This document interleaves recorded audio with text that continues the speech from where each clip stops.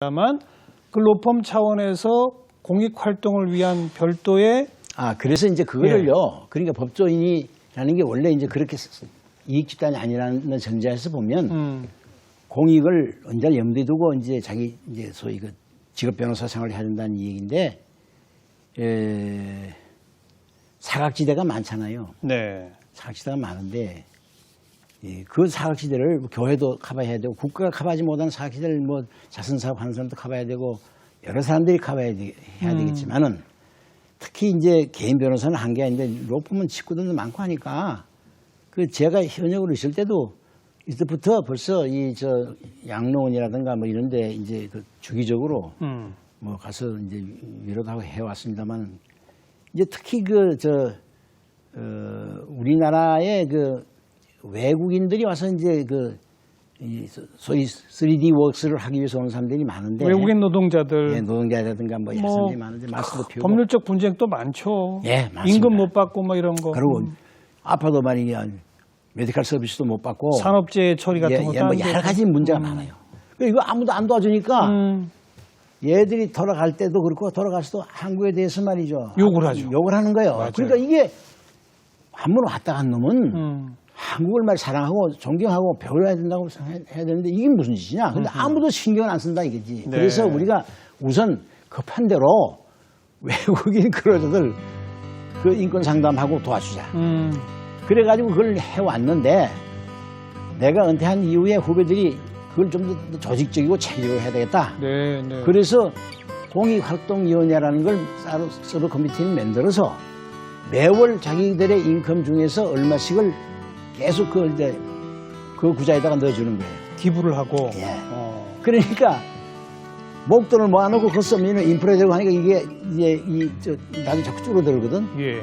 기금이. 예. 근데 이거는 시니어, 소위 파트너십을 갖고 있는 사람들이 자꾸 늘어간단 말이야, 수가. 로펌이 커져가니까. 그리고 매월 돈을 매월 내니까. 들어오니까 이 다른 어떤 단체보다도 풍부한 자금으로 활동 생활이 생겨가지고 이제 이게 계속 자금이 국민이 세금을 내서 예산을 편성하듯이 그렇게 되니까 그리고 시니어가 되면 거기에 가입 안 하면 자기가 오히려 소외돼요. 그렇죠. 그러니까 다 자꾸 들어오게 된다. 그래가지고 이제 그것이 상당히 체계적으로 그 전담 변호사가 아니라 3명에서 5명 정도가 늘 그 전담 변호사가 있습니다. 공익 활동만 하는. 이제 처음부터 모집할 때부터 따로 모집합니다. 어. 그리고 이제 거기에 그 변호사들도 월급은 많이 주시고.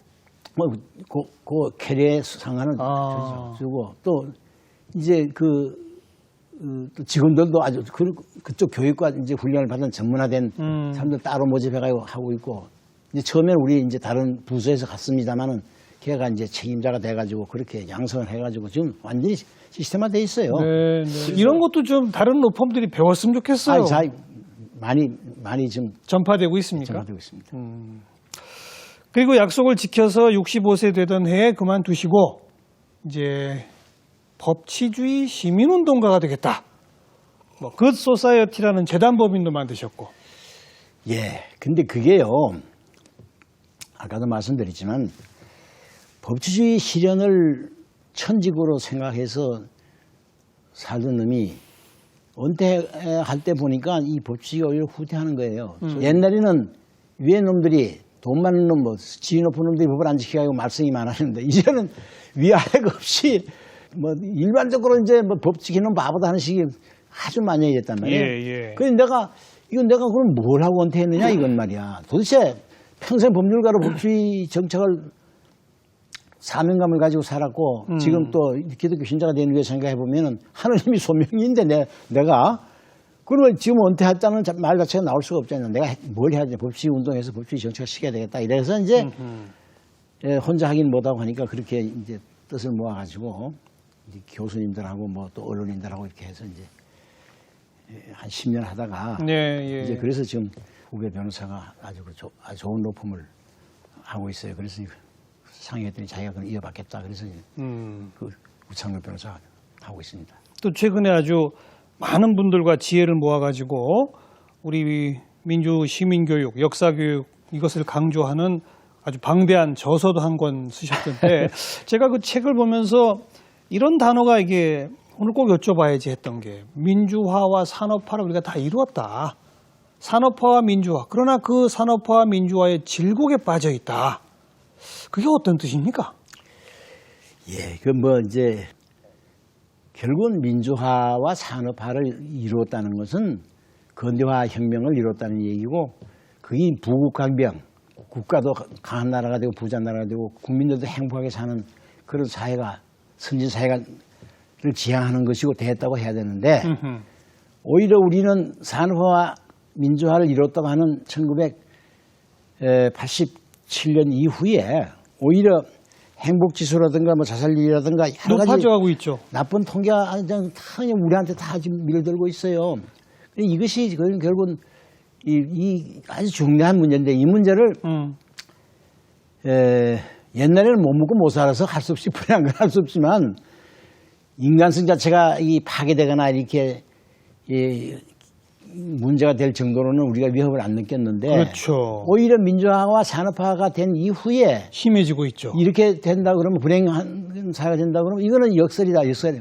패러독스에 빠진 거다 하는 얘기가 이제 사회학자들 중심으로 해서 몇 년 전에 처음으로 이제 논문이 발표되고 그랬는데, 이게 결국은 별개의 다른 문제가 아니라 전부 연결된 문제고, 이게 다 하나죠, 하나입니다. 예, 예. 근데 그 뿌리를 자꾸 찾다 보니까, 법치주의 운동하는데 안 먹어 들어가는데 찾다 보니까 이게 여러 가지 원인이 있습니다만은, 저희 우리가 전통적으로 내려오는 여러 가지 영구주의 문화라는 게 가장 큰 원인이라고 볼 수가 있는데, 네, 예. 이 영구주의 문화라는 거는 우리가 뭐 좋고 나쁘고 간에 쭉 상서해 오던 거기 때문에, 전근대적인 소위 그 봉건사회 또는 전제군주사회 이런 데서 우리가 굳은 그런 선대들의 DNA가 그대로 전수되어 왔기 때문에 이렇게 하루아침에 그걸 세척해내고 뭐 어떻게 할 수는 없습니다만, 그거를 갖다가 이제 그 개선하려고 하는 노력이 필요한데,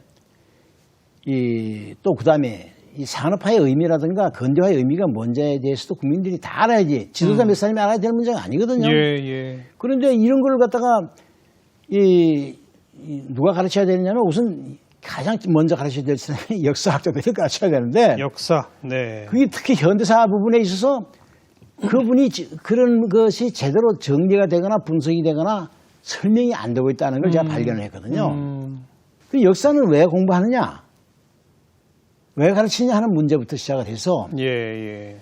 역사를 갖다가 분석하고 제대로 성찰을 하고 해야 무슨 교훈이고 뭘 얻는 것이지, 예. 우리 현대사 부분은 그런 실사구시, 폴 랑케가 얘기하는 실사구시의 사관으로 봐야 된다는 원칙에도 어긋나고, 이에치카가 얘기하는 소위 그 역사학의 본질적 속성으로서의 상대적 가치론이라든가, 역사학이라는 것은 따지고 보면 현재 역사학자와 과거의 사실과의 대화라고 그러는데, 그게 구체적으로 얘기하면은 historical fact, 역사적 네. 사실을 하고 많은 과거의 사실, the facts of past, 과거의 하고 많은 사실 중에서 어떤 사실을 historical fact로 적출해내느냐 하는 문제는 역사학자들의 몫인데, 네, 네. 이 작업이 현대사를 외면하거나 무시하는 그런 각도에서 우리 현대사가 이제 이 학문으로서 가르쳐 왔고 연구돼 왔다 하는 걸 발견했어요. 그래서 역사에 관한 책을 쓰셨고, 예. 그러니까 우리가 민주화 산업화를 만든 그 근대 국가 형성에 성공한 것처럼 보이지만, 그 역설이 나타나고 있는 오늘의 문제를 극복하려면 역사부터 알아야 된다. 바로 그렇습니다. 아, 근데 역사만 알면 이게 해결이 됩니까? 아니죠. 이 역사를 한다는 거는 그것을 교훈을 얻어야 되고, 교훈을 얻고. 그러려면 예. 성공의 역사와 실패의 역사를 실사구시로 다 봐야지. 균형 있게 보고. 교육이 봐야 되고, 또 그 다음에 그 중에서도 가장 역사적 의미가 있는, 역사적 교훈을 얻을 수 있는 역사적 사실을 제대로 추려내 줘야 되는데, 우리가 그러려면은 조선조가 왜 망했느냐, 네, 네. 원인을 분석해야 됩니다. 근데 불행하게도 우리 학자들이 최근에 불과 2, 3년 전에 진보 보수가 모여서 처음으로 그 문제에 대한 이 토론을 좀. 토론을 해가지고 이제 문헌으로 한번 나왔습니다. 그 이전에는 체계적으로 연구하고 발표한 게 없었어요. 그러니까 알겠습니다. 왜 망했냐부터 따져야 되는데 이완전 요구하고 뭐 7.18 요구해가지고는 근본적인 문제 해결이 안 되지 않습니까? 그러니까 그런 그 시점부터 시작해서 우리 현대사에 대한 다양한 시각을 가진 사람들의 치열한 토론으로 교훈을 얻어야 그렇습니다. 오늘의 문제를 해결할 수 있다. 그렇습니다. 그런데 이제 이왕 말씀 나왔으니까 간단히 말씀드리면 네. 그런데 20세기 초에 나라를 잃어버릴 정도로 바보짓을 한다는 교훈을 얻었으면 20세기 후반에 와서 바로 20세기 전반이고 그거는 1910년이 예. 이거는 후반기에 와서 48년도 나라 세워가지고 후반기 불과 피터 드러크에야만 30년 만입니다. 30년 만에 기적을 이뤘다. 예. 그럼 어떻게 해서 그러면 이 기적이 이루어졌냐 하는데 성공의 요인에 대한 분석이 있어야 돼 교훈을 얻을 수가 있습니다. 그게 실패 요인, 성공 요인. 예, 그런데 이거를 어떻게 해서 기적이 이루어졌는지 거기에 대한 객관적이고 논리적인 분석이 제대로 안 된다는 얘기입니다. 그러니까 교훈을 얻지 못한다는 얘기죠. 네. 그래서 독일의 유명한 정치철학자, 그 누구죠? 정치철학자, 20세기 정치철학자. 하버마스? 하버마스. 예. 예. 하버마스가 그 한 10년이 왔다 갔지 않습니까? 그래, 그 사람을 붙들고 이제 선생님, 현재 우리가 이제 한국을 다 보셨으니까 우리가 이만큼 왔는데 네. 지금 문제가 많다. 가르쳐 주십시오. 한서 가르쳐 주십시오 하니까 한다는 얘기가 네. 웃으면서 아니 대한민국 현대사회는 어떻게 하면 망하고 어떻게 하면 흥하는지 다 나와 있는데. 교훈이 다 있는데 그걸 안 보고 다 외국 학자가 뭔데 이런 걸 물어보냐. 너무나 뼈아픈 얘기고 맞습니다. 그런 얘기입니다. 이게 이래가지고 역사를 그럼 누굴 위해서 역사하는 거냐. 알겠습니다, 변호사님. 그 법치주의 시민운동을 10수년 하시고 이제 우리 역사에서 답을 찾아야 되겠다. 역사책도 쓰시고 그리고 이 민주화 산업화의 이 역사를 이제 극복하는 어떤 미래의 어떤 지혜. 앞으로의 계획은 그 지혜를 저희한테 알려주시면 되겠네요. 그래 그거를 사실은 그 마지막 장 5장에서 쓰려고 그랬는데 그거는 좀 더 한국의 많은 그 지성인들 이제 말하자면 지식과 지혜와 경륜을 갖고 있는 지성인들하고 브레인스토밍을 한번 해야 되겠다는 생각을 했어요. 왜냐하면 그렇죠. 그게 종합적인 대책이라는 거는 법률마가도 안 되고 경제마가도 안 되고 정책마도 안 됩니다. 그래서 이제 다양한 분들을 내가 인재들을 만나서 이제 남은 일이 그겁니다. 우리 변호사님. 예, 그렇습니다. 그래서 5장을 미완성으로 남겨뒀는데 앞으로 한국의 미래는 이렇게 하면 해결된다. 답을 이제 주셔야죠. 답을 만드는 일을 조직해 주셔야죠. 예, 근데 그것이 이제 가능할는지 모르겠습니다. 제가 건강히 유지하는 한 한번 최선을 다해보겠습니다. 알겠습니다. 어찌 보면 변호사님의 평생 그 80년 그것이 대한민국의 역사거든요. 뭐 그렇게 말할 수가 앞으로 미래를 또 어떤 방향을 제시해 주시는 그 몫을 또 해주시길 기대하면서 앞으로 정 교수님 많이 도와주세요.